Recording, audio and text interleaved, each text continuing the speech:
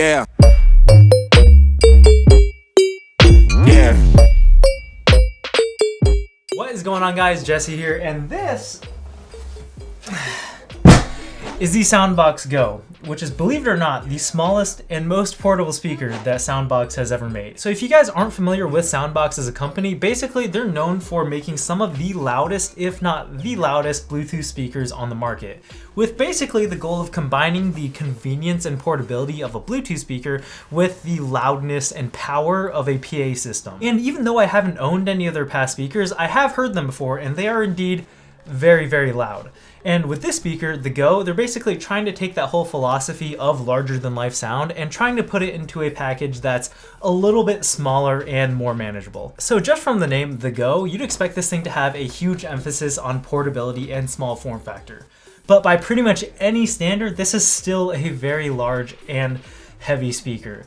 It's 18 by 12 by 10 inches and weighs in at 20 pounds. So yeah, still pretty big and heavy for a portable Bluetooth speaker, but just the way that they distributed the weight and everything, it actually does feel lighter than the size would suggest it is. Now, to carry it around and transport it, you're definitely not fitting it into any bags, but to help you out with that, Soundboks has included this very solid and robust feeling TPE handle on the top that also tucks away flat for when you don't need it, which is nice for not having it snag on things.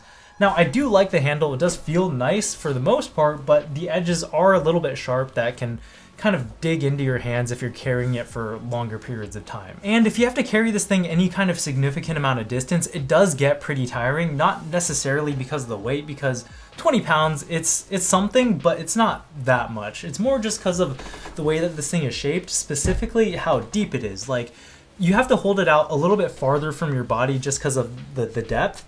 And it's kind of like you're doing a shoulder fly the entire time you're carrying it, which it does get pretty fatiguing on your shoulder over time.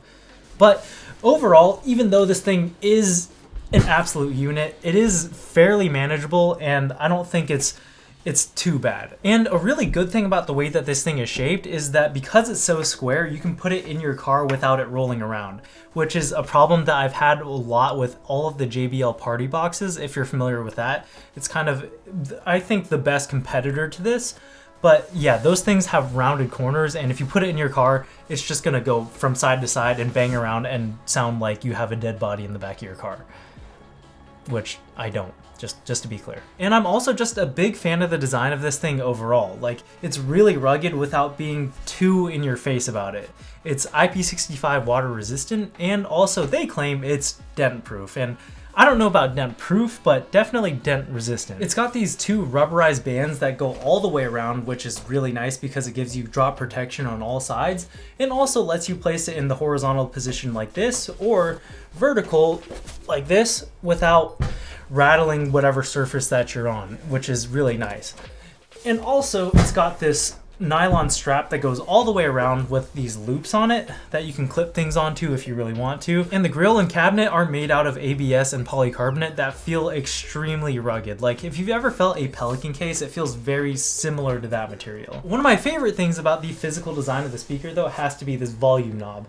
So it's super solid feeling, and it's also got this nice knurling on the side that gives you some nice grip, and it's got some very satisfying clicks to it as well. And the thing that makes it my favorite thing is that it literally goes up to 11. So that really tells you what this speaker is all about. One kind of annoying thing about the volume adjustment, though, like not the knob, the actual volume adjustment, is that the volume on the speaker is not the same as the volume on your phone.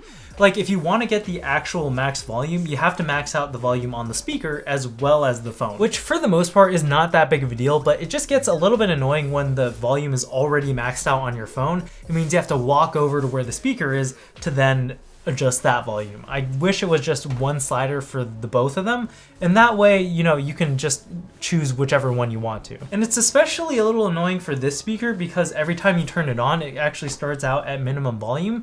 So you have to remember to turn it up to like mid volume or all the way up before you walk away to wherever you're actually going to be listening from. Otherwise, you're just going to have to walk back over and turn up the volume again. And I know I'm definitely nitpicking here, but still, I just found this aspect of the speaker a little bit less than ideal.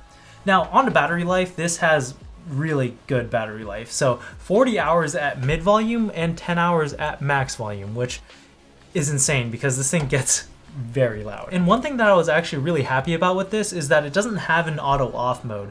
So a lot of other big speakers especially have an auto off mode that turns it off after about 20 minutes of inactivity for environmental reasons. But this one, it just stays on forever, so it means that you can connect your phone to it and then it'll just always be on and ready to go whenever you have anything to play out of it. The battery is also swappable, which is really cool because if the speaker gets really old and the battery wears out, all you have to do is buy another one, and if you run out of battery in the middle of something, you can just pop a new one in and keep on going. Now, the thing that is a little bit annoying though is the charging method, in my opinion. So basically, to charge it, you have to unplug the battery, get the charger, which is in the shape of this T thing. Hold on, I'm sorry, let me get myself situated. But you have to get this T thing, plug the battery into one end of the charger, which will charge the actual battery, and then to actually still use the speaker while this is going on, you have to plug the other end of this T charger back into the speaker. Now, this does have the benefit of being able to bypass the battery altogether and just be able to power the speaker off the wall, and that way you can avoid any unnecessary degradation of battery.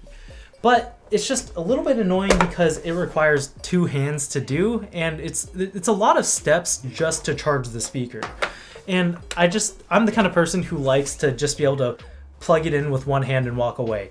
And this one, I mean, it doesn't take that long. It takes a couple of seconds, but it's a couple of more seconds than I want to spend to charge the speaker every time I want to charge it. So connectivity-wise, we've got Bluetooth plus aux, and the Bluetooth connection, super solid and stable. I haven't had any issues with it. One interesting thing I found was that you have to turn on auto reconnection in the settings.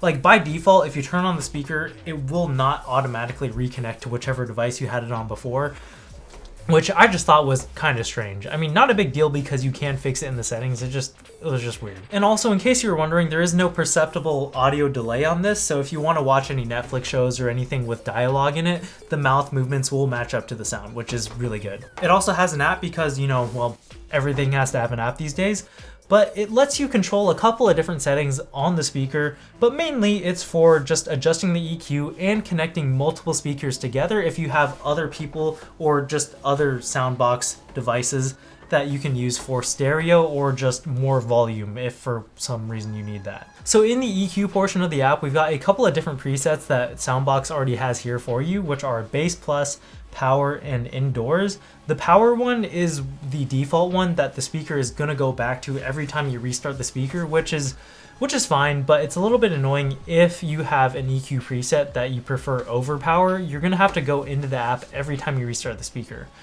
So in the EQ portion of the EQ portion, it gives you some pretty good controls with all these points that you can adjust to your liking. And I guess that also leads us into the sound portion of the video. And this thing, the sound quality is okay, but I think what this thing is really about is just straight up volume, or at least perceived volume. Like, this just gets much, much louder than anything I've ever heard of this size, and even a lot of speakers that are much bigger than this as well. But the sound quality is, in my opinion, just okay. Like, the sound signature is super, super V-shaped, meaning that you've got a huge bump in the bass and a huge bump in the treble, and the mids just kind of get left behind. The EQ does give you some amount of control, and I was able to tinker around in there to get it closer to what I would like, but overall, I think the sound quality is not amazing on this, and it's not why you get this speaker. Like, to my ears, the highs were pretty harsh, and I think that actually does help with the perceived loudness of the speaker, because I think our ears do perceive higher pitched noises as being louder and more shrill than lower end.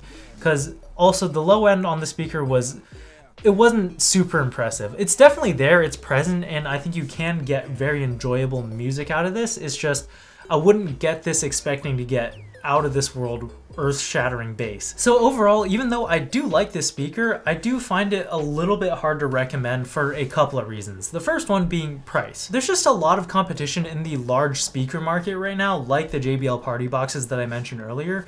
And even though they don't get quite as loud as these, they do, in my opinion, sound quite a bit better. And if you are just after straight up volume, I think this is close enough in price to the bigger speakers that Soundboks offers that I would suggest that a lot of people just pony up and go for those instead. But I think this does have a few things going for it. I think if you are after really loud volume and you also find the form factor of this very important, even though it is still a large speaker, then there's not a lot else that does it better than this. And not to mention just how rugged it is really good as well. So if that sounds like you, I think this is not a bad choice to go for. It's just you have to be willing to pay for it.